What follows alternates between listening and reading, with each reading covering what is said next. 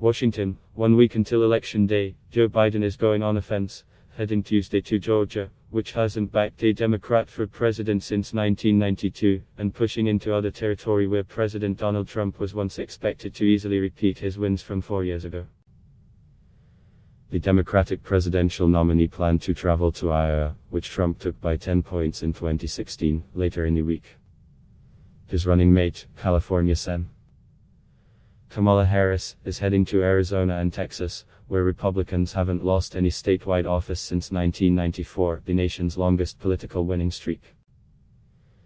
The aggressive schedule is a sign of confidence by the Biden team, which is trying to stretch the electoral map and open up more paths to 270 electoral college votes. But after Democrats flirted with GOP territory in 2016, only to lose those states as well as their traditional Midwestern strongholds, Biden's campaign is mindful of overreaching. The former vice president will also visit in the coming days Wisconsin, Michigan and Florida.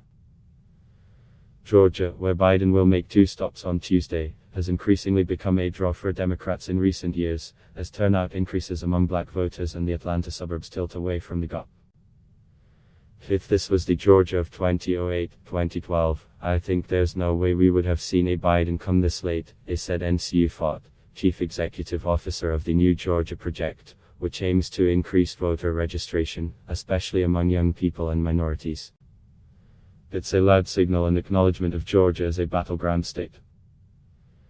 Trump is staying focused on the so-called blue wall states that he flipped in 2016, Pennsylvania, Michigan and Wisconsin, where he'll return on Tuesday to hit West Salem just 3 days after holding a Janesville rally. While Biden rarely travels to more than 1 state per day, the Republican president has maintained a whirlwind schedule, crisscrossing the country and making the argument that he built a booming economy before the coronavirus pandemic upended it. His latest swing could be a victory lap after the Senate on Monday approved the nomination of Amy Coney Barrett and gave conservatives a commanding 6-3 advantage on the Supreme Court. Trump has sought to use the vacancy created by the death of Justice Ruth Bader Ginsburg last month to animate conservative evangelical and Catholic voters to his candidacy, but the High Court fight has been overshadowed by concerns over the coronavirus with cases surging. Biden, meanwhile, is hoping to lift Democrats running for Senate in Georgia and Iowa with his travel plans. He planned to unveil his closing message during a Tuesday speech in Warm Springs, Georgia, where natural hot springs offered President Franklin Delano Roosevelt comfort as he battled polio and governed a nation weathering the Great Depression and World War I. The former vice president's campaign says his appearance will bookend his visit earlier this month to Gettysburg, Pennsylvania, when Biden used the site of the bloody Civil War battle to issue a call for bipartisanship and putting country ahead of party. On Tuesday, he will try to evoke Roosevelt's New Deal sensitivities while promising to restore the nation's character. This is our opportunity to leave the dark, angry politics of the past 4 years behind us, Biden declares in a 60-second closing ad airing on national cable channels and 16 states his campaign considers battlegrounds. Both campaigns focused Monday on Pennsylvania, with Trump drawing thousands of largely maskless supporters to rallies while Biden popped just over the border from his home in Delaware to greet a small group of supporters outside a campaign field office in Chester. Biden declared, "Bottom line is Donald Trump is the worst possible person to lead us through this pandemic." Trump countered that his Democratic challenger would impose unnecessary shutdowns. "It's a choice between a Trump boom or a Biden lockdown," the president said at a rally in Allentown. With more than a third of the expected ballots in the election already cast, it could become increasingly challenging for Trump and Biden to reshape the race.